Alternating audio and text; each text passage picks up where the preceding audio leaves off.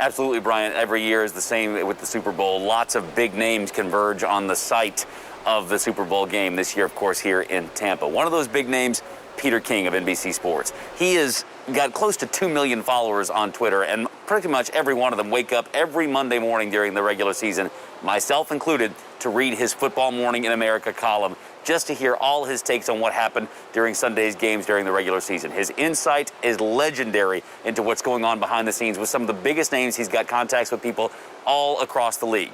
He's here in Tampa, and yesterday I got a chance to sit down with him and pick his brain a little bit about what this league has been like this year with COVID-19 going on, how close it was to failing at some points this year, and what if the unthinkable happens between now and the game on Sunday? What if a big-name player or coach tests positive? So, Peter, thanks for meeting with us this morning. I'm glad to have your time. I know you're a busy guy around the Super Bowl, so thank you for your time this morning. Hey, you're welcome. Happy to do it.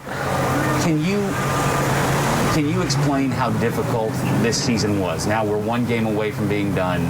For the league, for teams, do you have a sense of that even yet?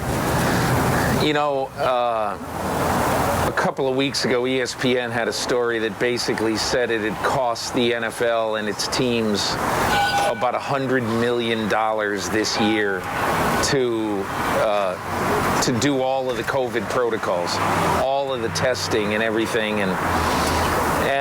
But I only think they really got very close one time to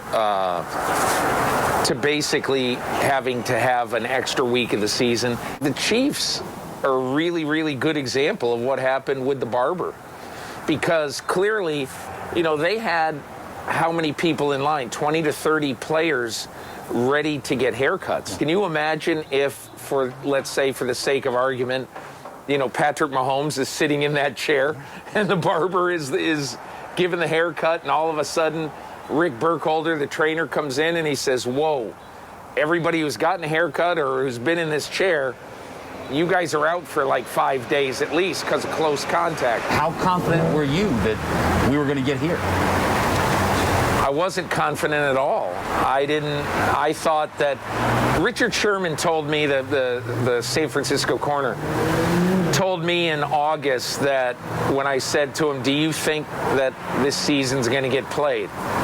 He said, I do, because basically whatever the NFL and its money sets its mind to, it usually is able to accomplish that. If we have a situation before Sunday, like with Stefanski, and it's Andy Reid or Bruce Arians or Tom or Patrick, a big, important piece tests positive or has a case before Sunday, do you think anything changes? Is the game going to go on, you think?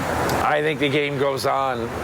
The NFL would look like the phoniest organization on the planet if they didn't just keep going. I've had people telling me for the last 2 months, if the NFL gets to the Super Bowl and Mahomes tests positive on Friday and can't play, they'll postpone the game. It would be the ultimate hypocritical thing for the NFL to say that Patrick Mahomes is totally different from anybody else. And you know what? He is. But you can't run your business that way, that if one guy, no matter who it is, tests positive, you can't postpone the game.